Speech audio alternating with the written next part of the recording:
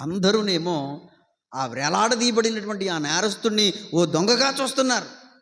మరి ఎన్నిసార్లు దొంగతనం చేశాడో, ఎంతమందిని కూనీ చేశాడో, ఆ దొంగతనానికి వెళ్ళినప్పుడు ఎంతమందిని హత్య చేశాడో, మొత్తం మీద ఎన్ని నేరాలు చేశాడో, కానీ చివరికి అతనికి వచ్చినటువంటి జడ్జిమెంట్ ఏంటంటే మరణశిక్ష వేశారు. మీరు గమనించండి, అందరూ దొంగగా చూస్తున్నారు. అయితే ప్రభు అతని హృదయాన్ని చూస్తూ ఉన్నప్పుడు హృదయములో స్పందన ప్రభుకి సంతోషం కలిగిస్తుంది. హల్లెలూయా. కాబట్టి ఆ వ్యక్తికి ఆ సిలువ మీద ఆ రెండవ దొంగకి ప్రభు ఇచ్చిన వాగ్దానం ఏంటంటే, నీవు నేడు నాతో పాటు ఎక్కడుంటావు? పరదైసులో నుందువని నీతో నిశ్చయముగా చెప్పుచున్నాను. హల్లెలూయా.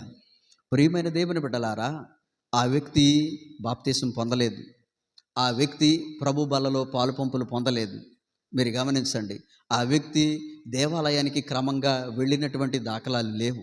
దేవాలయంలో బోధ విని తన జీవితాన్ని సరిచేసుకోవటానికి అంత సమయమూ లేదు.